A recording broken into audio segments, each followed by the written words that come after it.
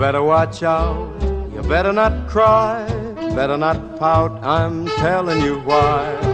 Santa Claus is coming to town.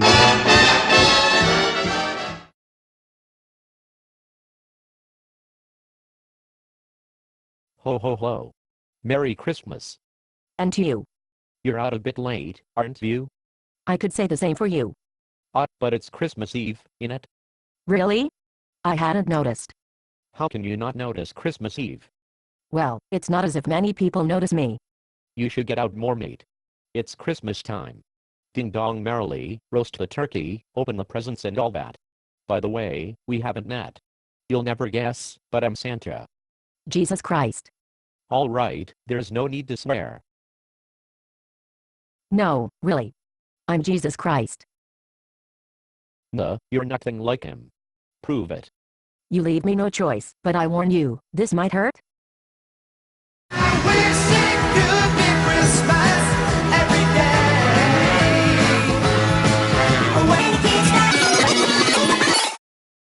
Not bad. And you'll find it's just vanished from every jukebox in the country. Result. Well, I'll be crimboed. So you're Jesus Christ? I've heard of you.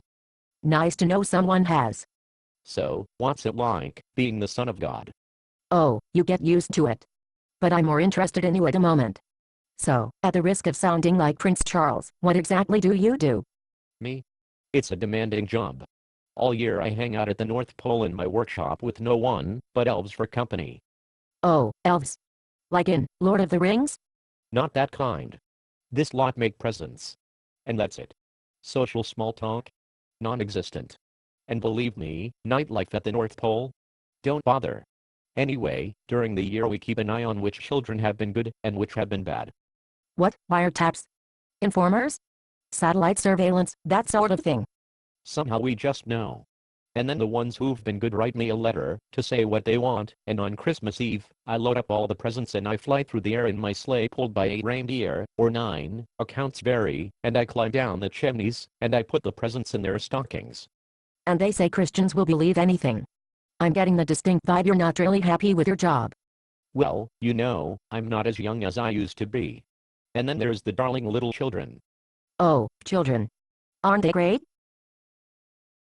You can keep them, mate. I've seen too many.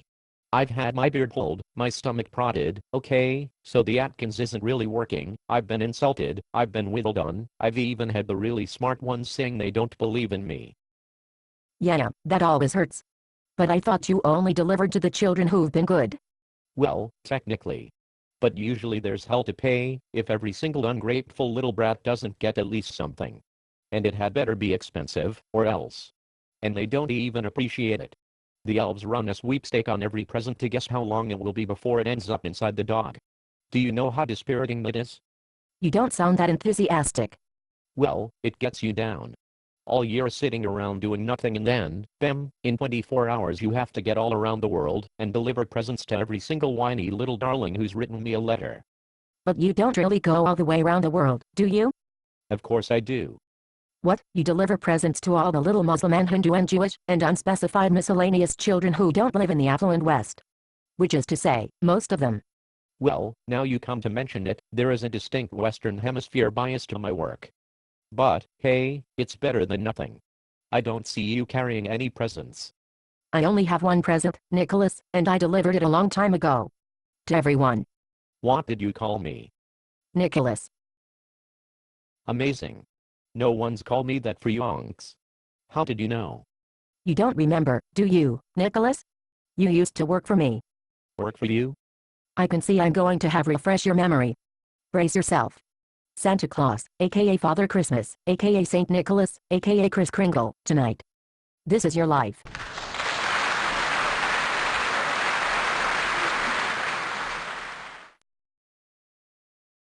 The condensed version. I'm being born soon. Okay. Santa Claus, in the 4th century, you were Bishop Nicholas of a place called Smyrna, in Turkey.